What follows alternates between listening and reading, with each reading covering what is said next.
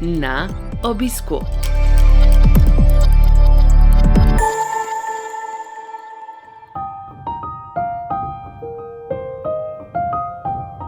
Dobrodošli v novi epizodi serije podkastov Na obisku, ki nastaja v produkciji Slovenskega združenja bolnikov z limfomom in levkemijo.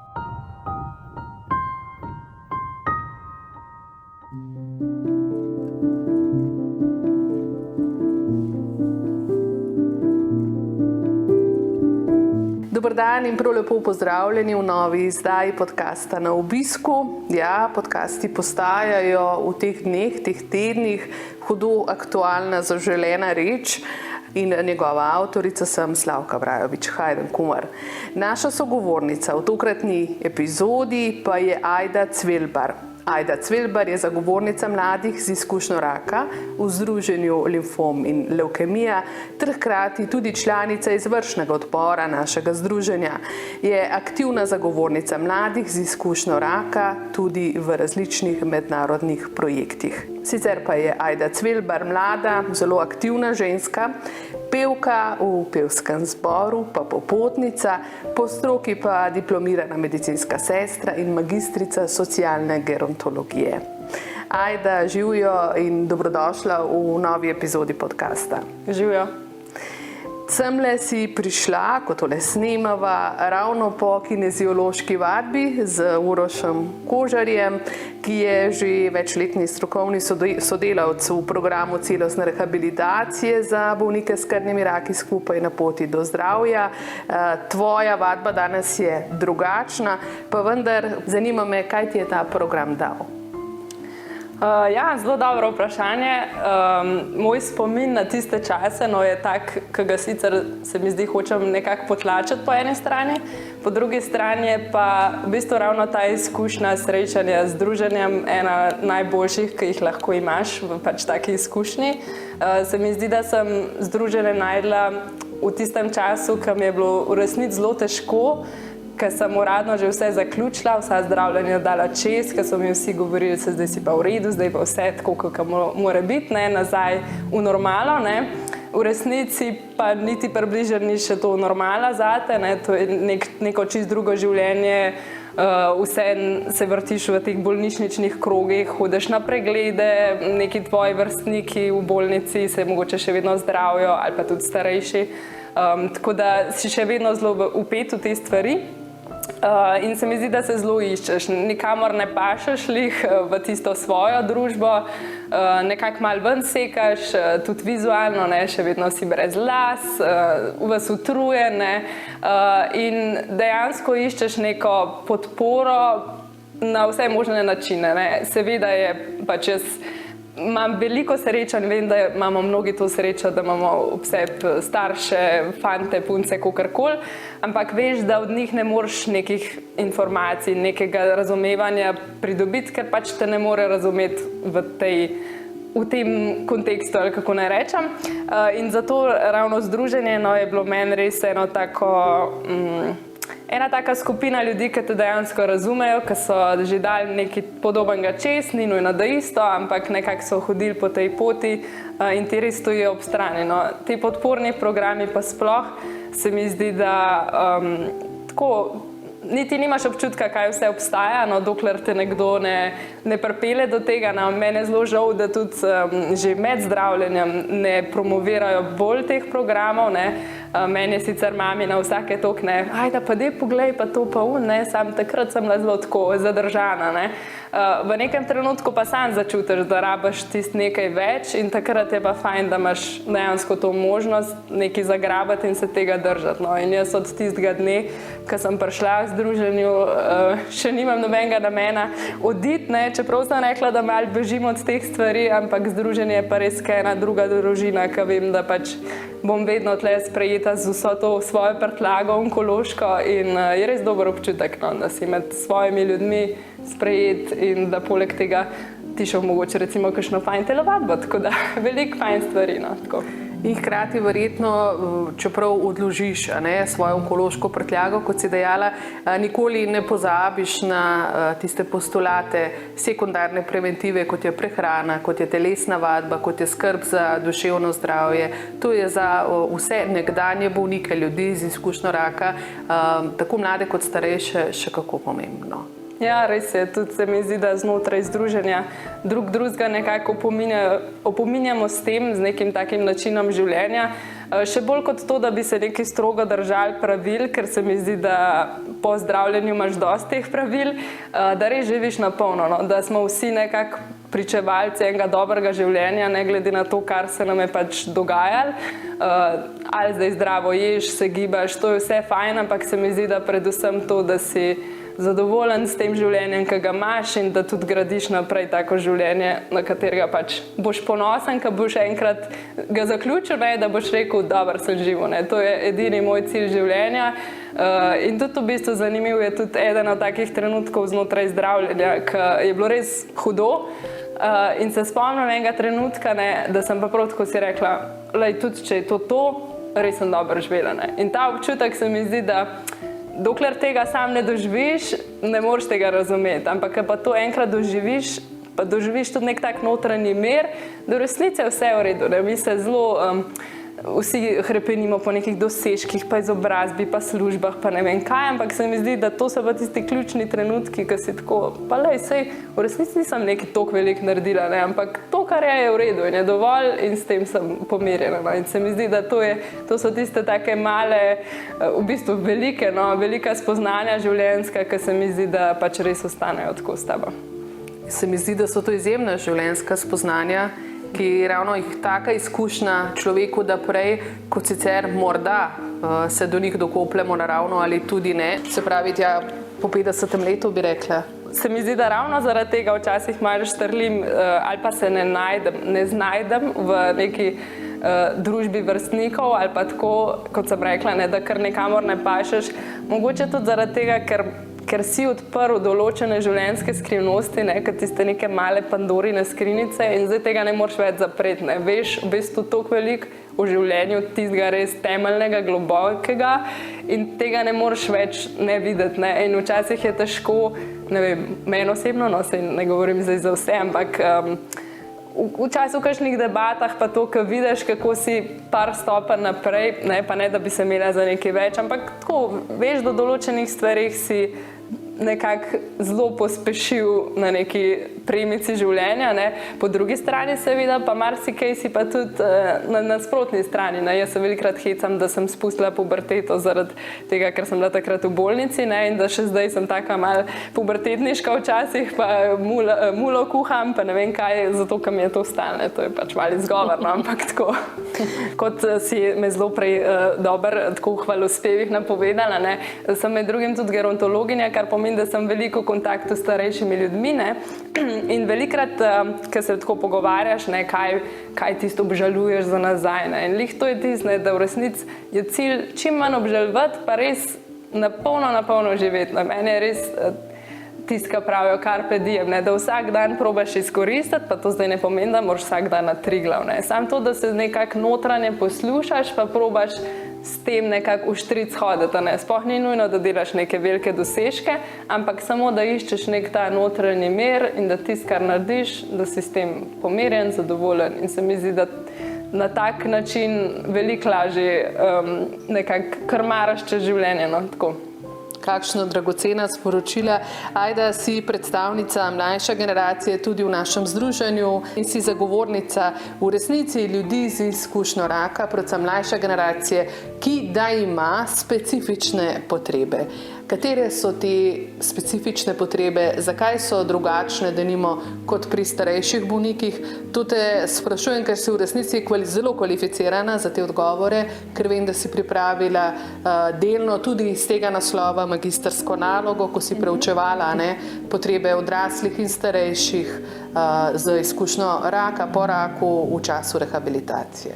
Ja, v bistvu je bil ravno povod za to moje magistersko, to moje obdobje zdravljenja. V bistvu sem pisala magistersko sred zdravljenja, tako da je bila že sama po sebi zanimiva izkušnja.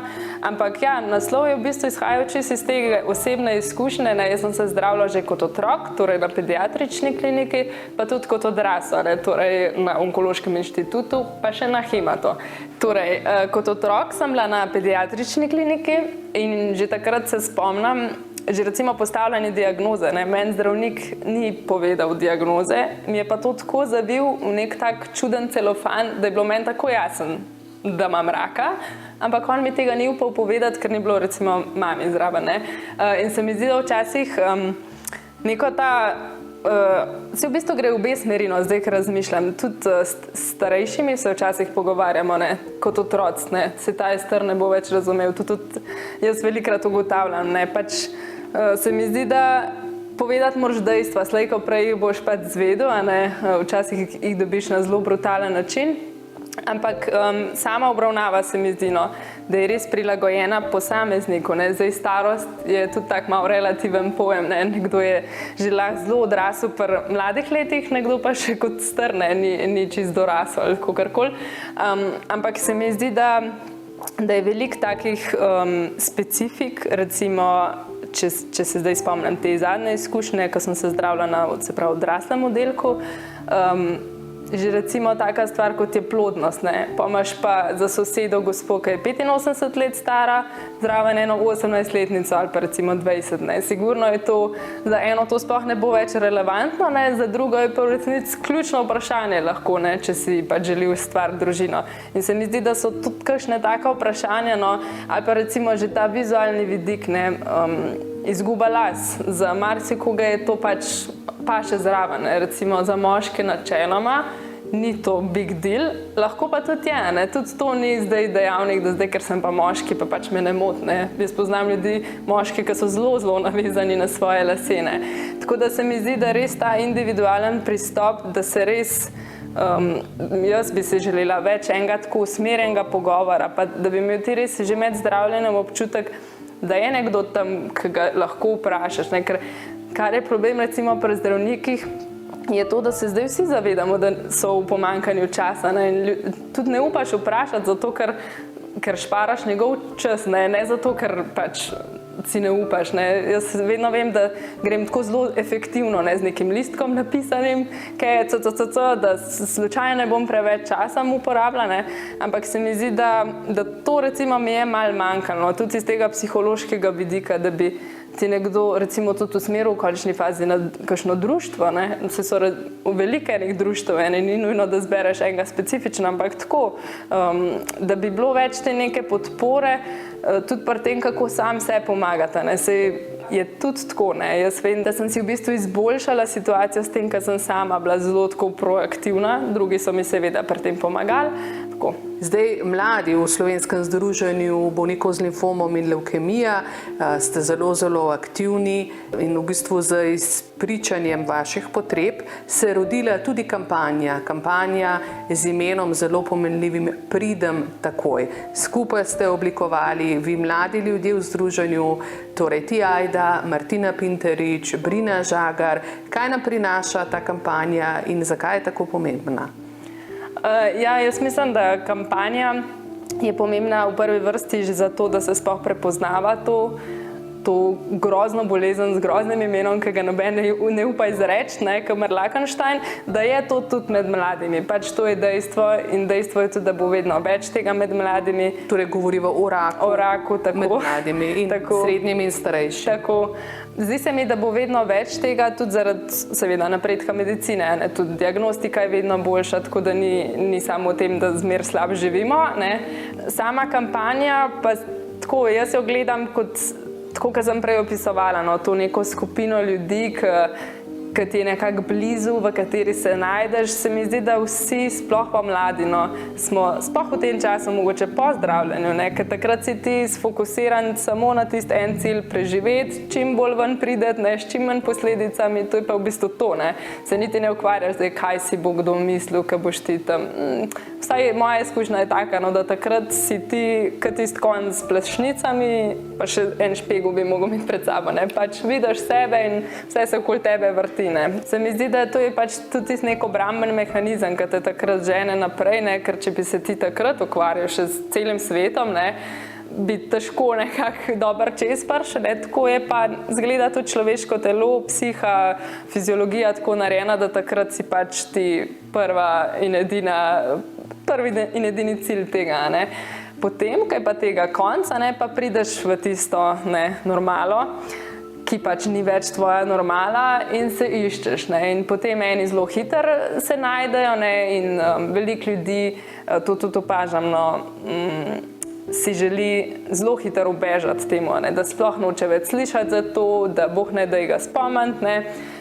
Tako po mojih izkušnjah to ni čisto prava pot, saj zame, no, ne bi bila, glede na to, da se mi je rak ponovil, ne, ker vem, da sploh nazadnje je bilo še zame to tak velik šok in sem zelo težko to sprejela, ne, in vem, da če bi se še bolj distancirala od tega, da bi me pa sploh, ne, čisto preveč dotovkali. Tako da se mi zdi pa, da vsak nekako izbira neko pot, ki mu paše, ne, tako kot smo se prej pogovarjali, da v bistvu res probaš poslušati samega sebe. Je pa dejstvo, da pa sigurno vsakmu paše, da se počuti domače, da je slišana, ne, da je tudi razumljen v končni fazi, ne. Ko sem prvič recimo v okviru združenja se udeležila te konference v Bruslju, ne, prav za mlade survivorje, ne, mlade, ki so dale raka čez, se mi je prvič zgodilo, da sem bila v bistvu v neki gromozanski skupini ljudi, ki so vsi razumeli, ne. Kar naenkrat so me vsi razumeli, ki me prej noben ni nikoli v življenju, ne. In je bil res tako osvobajajoč občutek, da je v redu, da pač tudi drugi ljudje imajo take zgodbe, ki jih imam jaz in da živijo nekako normalno naprej. Eni imajo več posledic, eni manj, eni težji, eni lažji, ampak da se da, ne. Kar se pa te kampanje tiče, pa predvsem to, no, zdaj sem malo zašla. Združiti te mlade, sploh govoriti o tem, da ta bolezen, rak je tudi med mladimi, ampak da se da, ne, da se da to tudi odkljukati in iti naprej v neko življenje in se tudi podpirati, da pač živimo res dobro življenje, ne glede na to, kaj se nam je zgodilo. Mi si vsi želimo, ne, sploh mladi upamo, da imamo še kar veliko življenja pred sabo, ne, in zato je še toliko bolj pomembno, da pač takrat, ko si v tisti buli, ne, po zdravljenju, da takrat zalaufaš res v eno tako dobro smer, no, da te to ne poje samo vase, ampak pač da te opogum nekako, da zbereš to moč in pač greš s polno paro naprej, no. Odlično. Kampanja Pridem takoj je na eni strani namenjena mladim z izkušnjo raka, pa po drugi strani tudi najrazličnejšim javnostim, vsem tistim ljudem, ki poleg bolnika oziroma osebe z izkušnjo raka, ker trpijo tudi svojci, bližnji, partner in tako naprej, pa seveda tudi sošolci, pa prijatelji, sodelavci, vsi tisti, tudi zanje je življenje z osebo z izkušnjo raka drugačno, ko se ta vrne med njih, ko so ves čas navijali zanjo, pa morda potem ne najdejo prave besede. Skratka, s to kampanjo ste zarisali prav konkretne nasvete tudi za to skupnost, ne? Da se človek z izkušnjo raka čuti sprejetega, razumljenega, ko se vrne v običajno življenje. Ja, jaz mislim, da svojci sploh so tudi ena res pomembna skupina, ki se jo tudi nažalost kar malo pozabi velikrat, no, v tem procesu, ne. Je pa res, da je to čisto en drug pogled, ne. Jaz sem pač že tokrat bila v tej vlogi bolnika, da v resnici niti nisem imela še kakšne take konkretne izkušnje, ki bi bila pa jaz svojc, ne. Prvič se mi je to zgodilo pri babici in sem šele takrat, ne, dojela, pa saj to je pa res, ne, kako te skrbi, ne, ker prej nikoli sem imela te izkušnje, ne. Jaz sem bila vedno tisti bolnik, ta bogi, jaz sem se borila, pogumna, naša Ajda, močna, ne vem kaj vse. Potem, ko si pa enkrat na drugi strani, pa vidiš vse te, kako res greš po noč spat, pa a bo ali ne bo, a zdaj rešilce odpelo, kaj bo zdaj, skozi nekaj premlevaš, ker na tisti drugi strani meni je ta razlika fascinantna, ker si ti bolnik, se res kaj dosti ne ukvarjaš z drugimi. Da mi je bila res taka izkušnja življenjska, kako vsak na svoj način te stvari predeluje. In sem imela zelo take, kako bi ti mu rekla, odprte ljudi, ki bi vse naredili zate, ki odprto to trobijo po svetu, kako si ti bogi, kako si pol pogumen, kako bi oni ti pomagali, ne tako.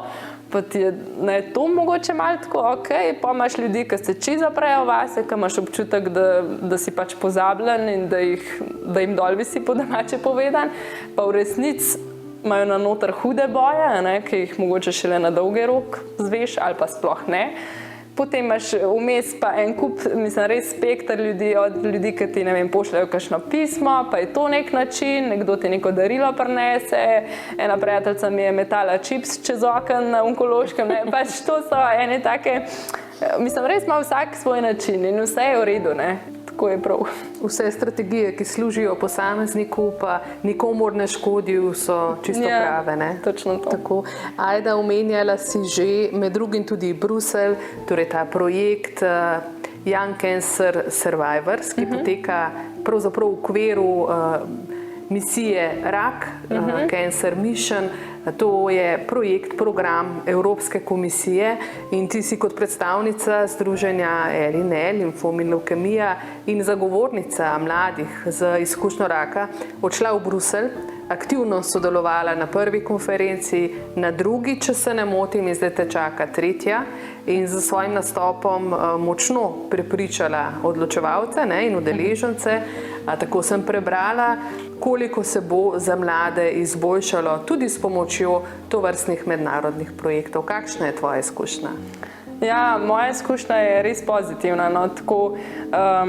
Spomnim se tega Bruslja prvega, ko smo šli z Martino tja. Že takrat z Martino se nisva prej toliko družili, pa smo šli kar naenkrat skupaj v ta Bruselj in je bilo že to tako doživetje. Že midve smo se imeli v bistvu toliko zapovedati in ravno to, ker sploh nima veze, kaj nekdo dela v življenju, katero službo, kateri hobi, ampak pač imaš eno stvar, ki te povezuje in to te toliko močno povezuje, da tudi če je samo ta ena stvar, pa imaš lahko take psihološke, globoke, filozofske debate sred Bruslja.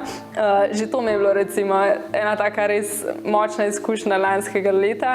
Potem pa cela ta zgodba s to Evropsko komisijo in z Brusljem, tako kot sem rekla, meni je bil to en tak kot en topel objem Evrope, tako malo poetsko. Dejansko je šlo, to je bila cela gromozanska dvorana ljudi, ki so imeli vsi izkušnjo raka, mladih ljudi, to naj poudarim.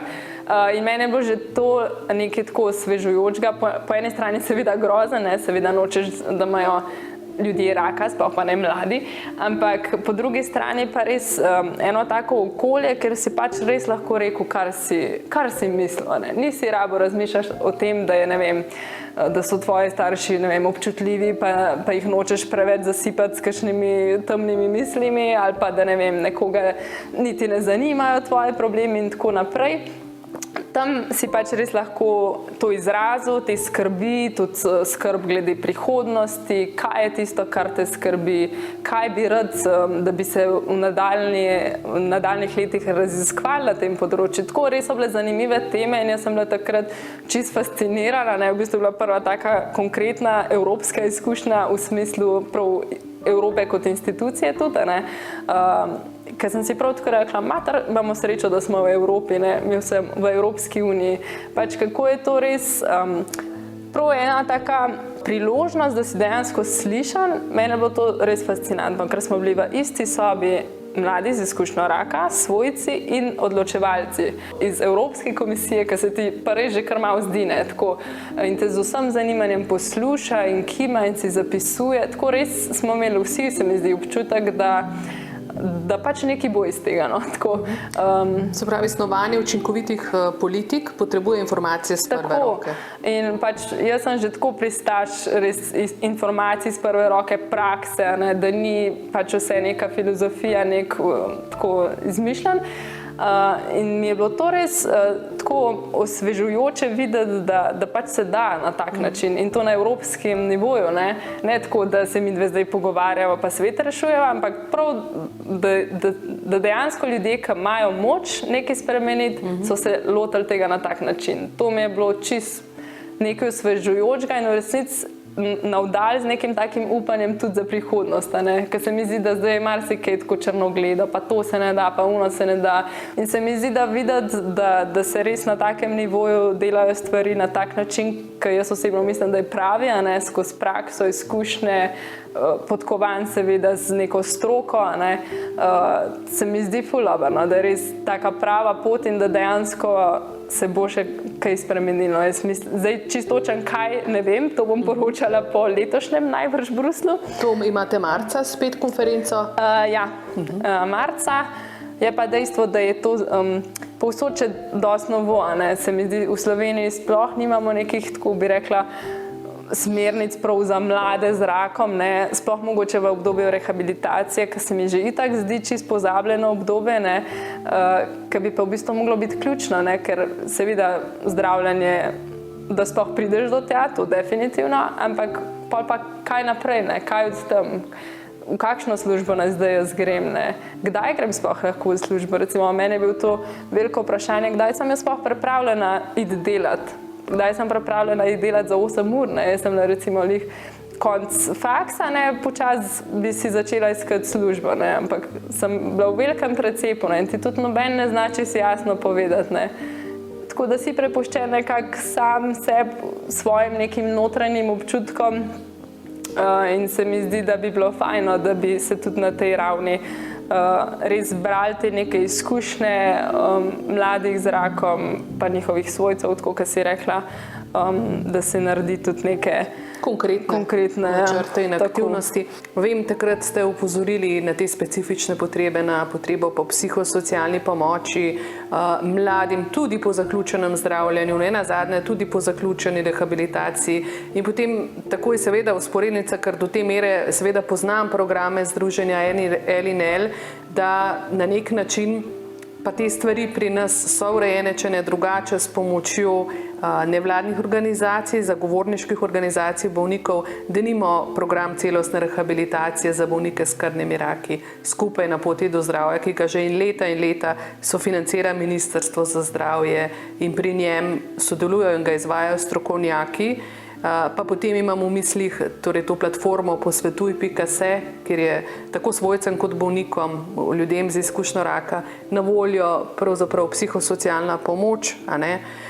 Veliko stvari v resnici imamo, čeprav se nam včasih zdi, da mnogo tega nimamo. Spomnim se, ko si prišla prvič iz te konference z Brusla, si dejala, sledenje poznih posledic onkološkega zdravljenja, kako je pomembno in kako ga v resnici v večini evropskih držav, mnogo bolj razvitih kot je naša, nimajo.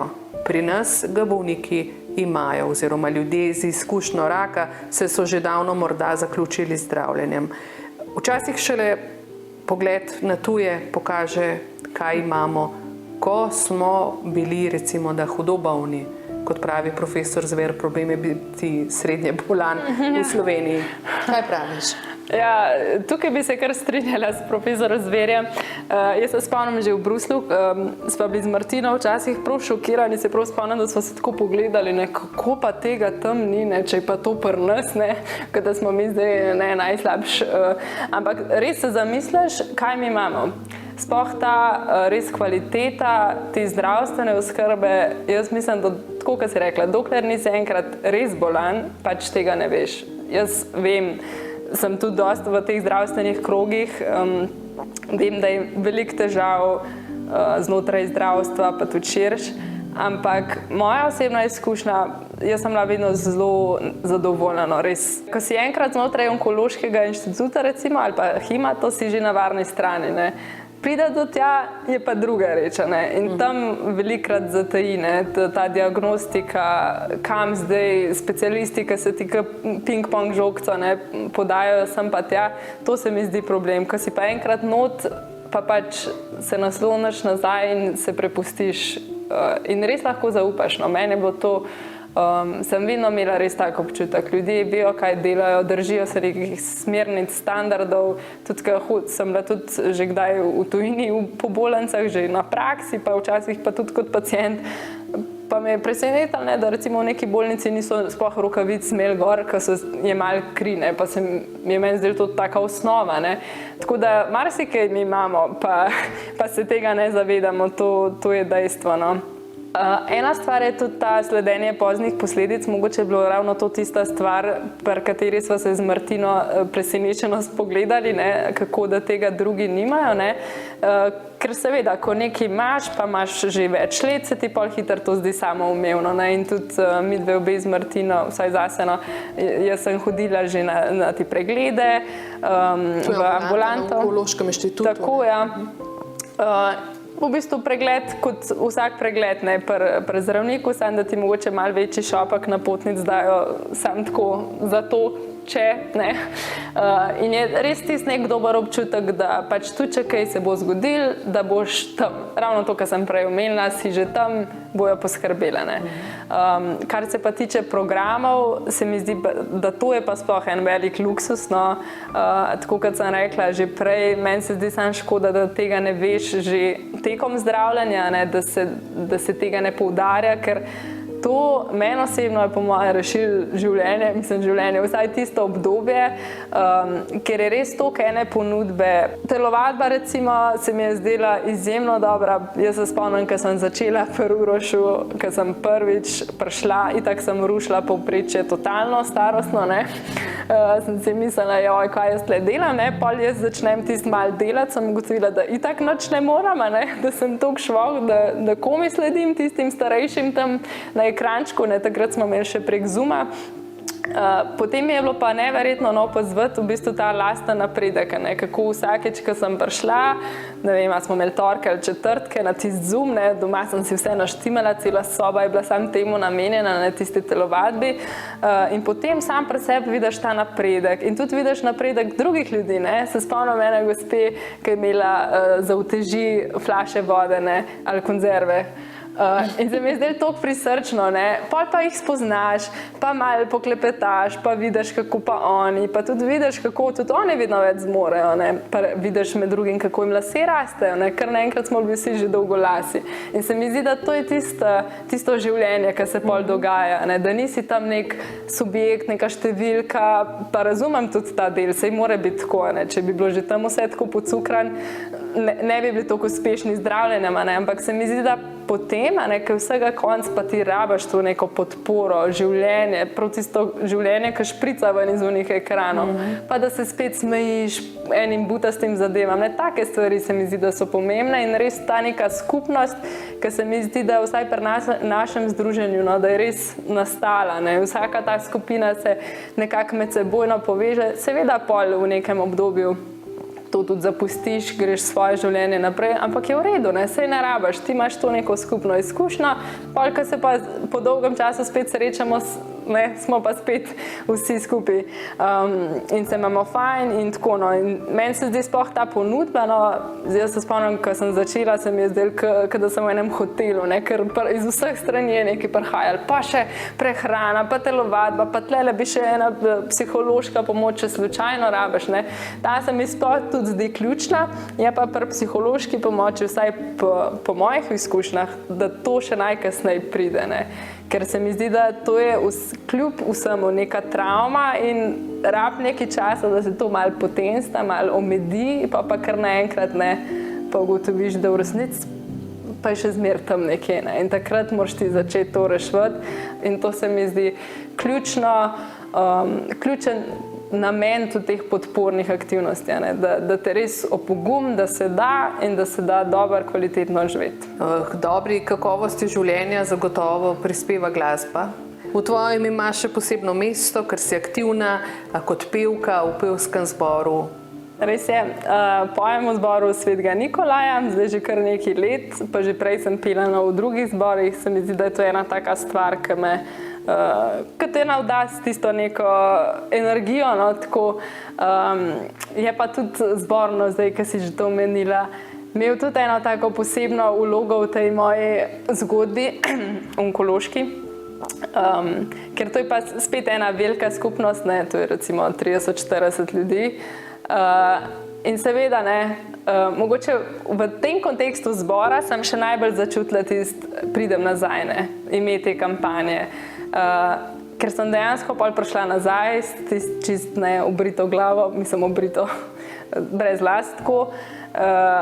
Ampak občutek je bil pa isti. Ne? Prav se mi zdi, da eni ljudje so zmožni to zadržati, da dejansko si sam na neki pauzi in pol prideš nazaj. In je, počakajte me, pridem nazaj. Tako, in je vse tako, kot je bilo in pač, ok, sigurno si pol nekaj časa legenda naša, ne vem kaj, ne, eni taki hvalospevi, ampak tisti res občutek, da si sprejet, da ne glede na to, koliko klas imaš na sebi ali pa kako izgledaš, da pač to je nek tvoj tribe, kako se to reče po slovensko? Pleme, neko svoje pleme, ki pač bo tam s tabo, ne glede na vse. In tudi recimo z veliko ljudmi sem se ful bolj zbližala v tem času. Ne. To mi je zanimivo. Z enimi, ki se prej sploh nismo neki dosti družili, ampak določeni ljudje pa ravno v teh krizah nekako pridejo ven in so v bistvu ključni lahko ljudje. Ne. In to je tudi eno tako zanimivo spoznanje bilo, no, kar se tega zbora tiče, kako včasih res ena taka res težka življenjska izkušnja prinese veliko enega dobrega tudi za sabo. No. Dobrih ljudi pa ja. Odlično, glasbeniki so tako, pravijo, posebni ljudje, da ne govorimo o pevcih pa o zboristih, ker kdo poje zelo ne misli. Ja, res je. Je pa še ena zanimiva stvar, evo, če še to povem, kar se tiče glasbe, zdaj si me spomnila. To je pa čistko že malo psihološko ali kaj s vem kako. Kako drugače da imaš glasbo, ko si bolan, ne? Mene je bilo ful fascinantno, da sem prvič slišala besedila, tako vse, kar sem od glasbe, vse so bila besedila. Se spomnim, da sem poslušala, ne vem, Siddharto in kar naenkrat se mi je vse tako dotaknilo. Čist drugače sem nekako dejansko drugače dojemala glasbo in tudi kakšno glasbo izbiraš, ne, ko si bolan. Se mi zdi, da to bi prav lahko kakšno dobro raziskavo naredili na tem področju, ker jaz imam še vedno eno playlisto iz tistega obdobja, ne, in čas mi je prav hecen, ker je prav tiste pesmi, ki ste tako naspidirane, da prav iščeš v bistvu to neko moč na različne načine, ne, in podzavestno zgleda, ne, sem jaz iskala tudi skozi glasbo, tako glasbo, ki bi me sam še navdajala s to neko življenjsko energijo in sam gremo naprej, tako ne. Ni bilo neke recimo žalostne, melanholične glasbe, sem pa ravno to, mogoče žalostna glasba, najbolj začutila, ne, ker naenkrat je bilo to kar neko čustvo, ne, ker prej mogoče so bile neke note, neki zvoki, glasovi, ker naenkrat si pa čutil, ne, in se mi zdi, da marsikater čut se ti ojača, no, v tem času. Bolj odprt, bolj dojemljiv, tudi ranljiv, če si ranljiv, bolj čutiš. Ajda Cverbar, najlepša hvala, vse dobro na vseh področjih življenja, v glasbi, veliko strašno špasnih potovanj, tebi in tvojemu partnerju, ker vem, da jih imata rada in veliko potujeta, pa bodite uspešni s tem zagovorništvom mladih z izkušnjo raka doma, v tujini in naj čim več ljudi sliši in pride takoj. Hvala.